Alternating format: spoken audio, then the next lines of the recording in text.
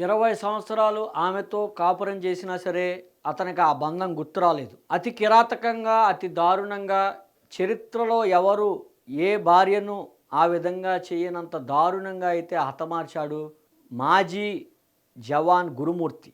మీర్పేట్ హైదరాబాద్ మీర్పేట్‌కి సంబంధించిన హత్య కేసు ఉదంతం అయితే అందరికీ తెలిసిందే. అది తెలుగు రాష్ట్రాల్లో కూడా సంచలనంగా మారింది.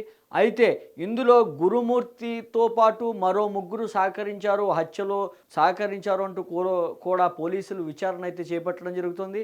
అయితే ఈ క్రమంలో ఎవరైతే గురుమూర్తికి సంబంధించిన సోదరి సుజాత, అదేవిధంగా తల్లి సుబ్బలక్ష్మమ్మ, సోదరుడు కిరణ్ వీరు ముగ్గురు కూడా గృహహింస చట్టం కింద సెక్షన్ బిఎన్ఎస్ సెక్షన్ 85 కింద అయితే వీరిపై కూడా కేసు నమోదు చేయడం జరిగింది. అయితే వీరు ముగ్గురు ఇప్పటికే పరారీలో ఉన్నట్లయితే పోలీసులు గుర్తించారు. అయితే వీరు ముగ్గురు గురించి అరెస్ట్ చేయడానికి గాలింపు చర్యలు అయితే చేపట్టిన పరిస్థితి అయితే ఉంది. అయితే ఈ క్రమంలో గురుమూర్తికి సంబంధించిన సంచలన విషయాలు అయితే బయటకు వచ్చాయి. గురుమూర్తి ఏ విధంగా తన భార్యను చంపాడు, అదేవిధంగా చుట్టుపక్కల వారందరినీ ఏ విధంగా యామర్చాడు అంటూ కూడా విచారణలో అయితే బట్టబయలైన పరిస్థితి అయితే ఉంది. అయితే ప్రధానంగా గురుమూర్తి తన భార్యను ఏ రకంగా చంపాడు, చుట్టుపక్కల వారిని ఏ విధంగా ఏమర్చాడో పోలీసు విచారణలో తేలితే పోలీసులు కూడా విస్తుపోయే విధంగా ఆ విచారణ అయితే ఉందంటూ కూడా మనం చెప్పుకోవచ్చు. అయితే గురుమూర్తికి సంబంధించి ఎవరైతే తన భార్యను కేవలం తన తల్లి ఇంటికి వెళ్తానని అడిగినందుకు, ఏదైతే సంక్రాంతి పండగకు తన తల్లి ఇంటికి వెళ్తానని అడిగినందుకే గురుమూర్తి కోపంతో అయితే తన భార్యపై దాడి చేసి గుండెలపై ఎక్కి కూర్చుని పీక నులిమైతే హతమార్చాడు. తన భార్య పూర్తిగా మరణించిందని తెలుసుకున్నాక అతి కిరాతకంగా ఏదో జంతువును నరికినట్లుగా అయితే తన భార్యకు సంబంధించిన చేతులు కానీ, కాళ్ళు, తల, మొండెం 4 ముక్కలుగా అయితే చేశాడు. 4 ముక్కలు చేసి పూర్తిగా వాటన్నిటినీ కూడా 2 బకెట్లలో అయితే ఉడకబెట్టాడు. ఉడకబెట్టితే విపరీతమైన వాసన అయితే వచ్చింది బయటికి. అయితే చుట్టుపక్కల వారందరికీ అనుమానం రాకుండా, ఎవరు కొత్తవారు ఇంట్లోకి ప్రవేశించకుండా అయితే గురుమూర్తి ఏదైతే డోర్స్ అయితే ముందుగానే లాక్ చేసి పెట్టాడు. అదేవిధంగా ఆ స్మెల్ అంతా చుట్టుపక్కల వారికి అందరికీ వ్యాపించింది. అయితే ఏదో నాన్ వెజ్ వంటకాలు అయితే వండుకుంటున్నారంటూ కూడా చుట్టుపక్కల వారందరూ కూడా పట్టించుకునే పరిస్థితి అయితే ఉంది.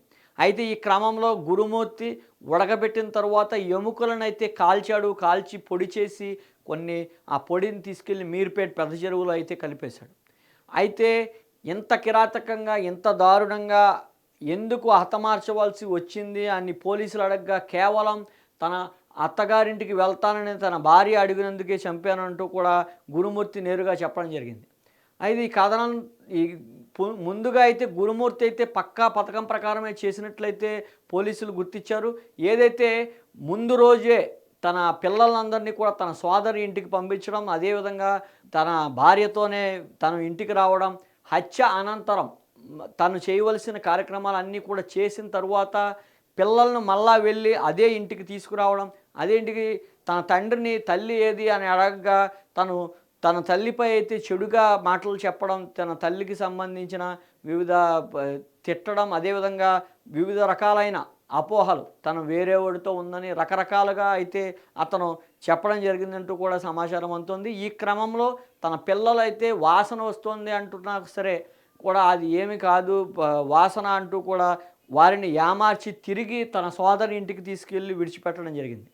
అయితే ఈ క్రమంలో ఎవరైతే వచ్చిన అనంతరం ఎవరైతే వెంకటమాధవి తన భార్యకు సంబంధించిన తల్లికి ఫోన్ చేయడం, తల్లి రావడం, కేసు పెట్టడం, గురుమూర్తిపై ప్రధానంగా అయితే అనుమానం రావడం, పోలీసులు అయితే అదుపులోకి తీసుకుని తనదైన శైలిలో విచారించక కూడా కొంతవరకు అయితే నీకు సాక్ష్యాలు ఉన్నాయా, సాక్ష్యాలు ఉంటే చెప్పండి, లేదంటే నేను కోర్టులో చూసుకుంటాను, నన్ను కోర్టులో ప్రవేశపెట్టండి, మిమ్మల్ని అందరినీ కూడా మీ అంతు చూస్తా అంటూ కూడా పోలీసులు కూడా ఒకానొక సందర్భంలో బెదిరించిన పరిస్థితి అయితే ఉంది.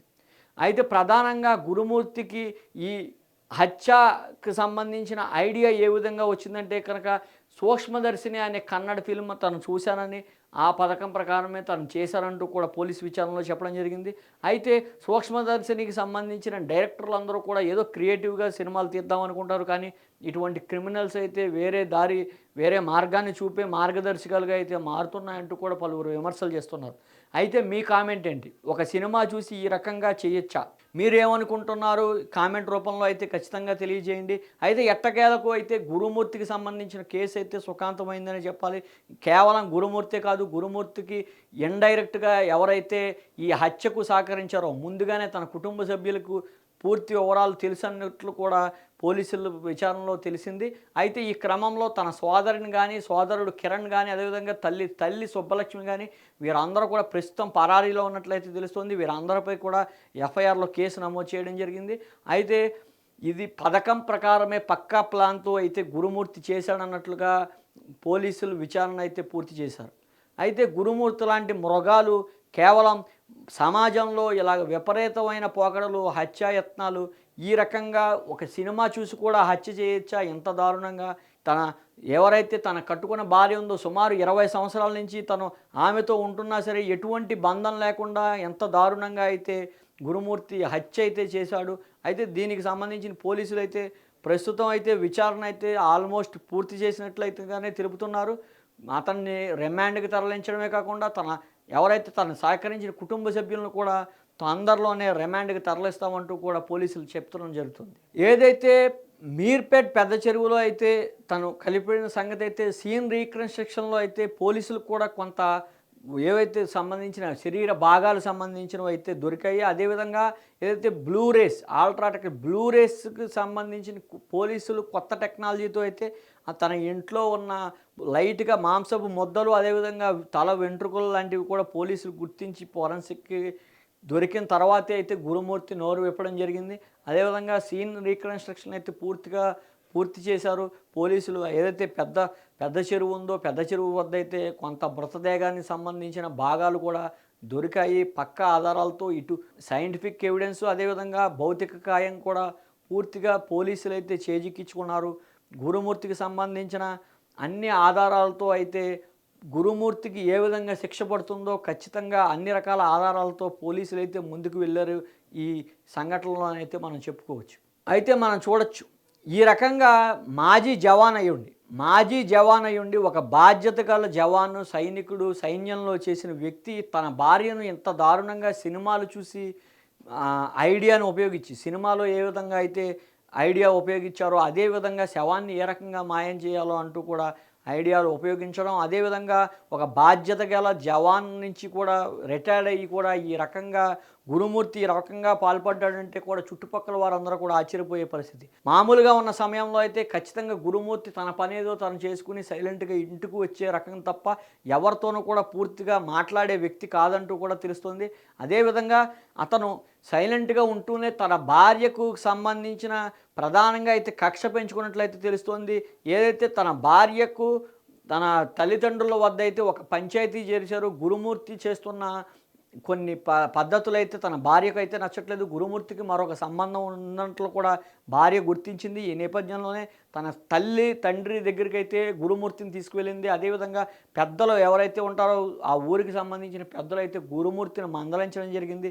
ఇదంతా కూడా మనసులో పెట్టుకున్న గురుమూర్తి అయితే కాముగా ఉన్నాడు. ఒక పక్కా పథకం ప్రకారమే జనవరి 15వ తారీఖు అయితే తన పిల్లలను తన సోదరి ఇంటి వద్ద వదిలి తన భార్యను హతమార్చడానికి పక్కా పథకం అయితే రచించాడు. పూర్తి స్థాయిలో సక్సెస్ అయ్యాడు. అయితే ఎంతటి తెలివైన వాడైనా సరే ఏదో ఒక మిస్టేక్ చేస్తాడన్నట్లుగా ఒక మిస్టేక్ అయితే ఖచ్చితంగా గురుమూర్తి చేశాడు. ఇప్పుడు టెక్నాలజీ అయితే విపరీతంగా అభివృద్ధి చెందింది. ఈ నేపథ్యంలో పోలీసులు కొత్త టెక్నాలజీని ఉపయోగించి మన రాష్ట్రాల్లోనే కాదు వివిధ రాష్ట్రాల్లో నైపుణ్యం గల పోలీస్ ఆఫీసర్లు అందరూ సపోర్టు తీసుకుని ఈ కేసుని అయితే ఛేదించారని చెప్పొచ్చు. ఒకానొక టైంలో పోలీసులకు కూడా ఇది ఛేదించలేనంతగా సవాల్ విసిరిన సంఘటన అయితే మనకు తెలిసిన విషయమే.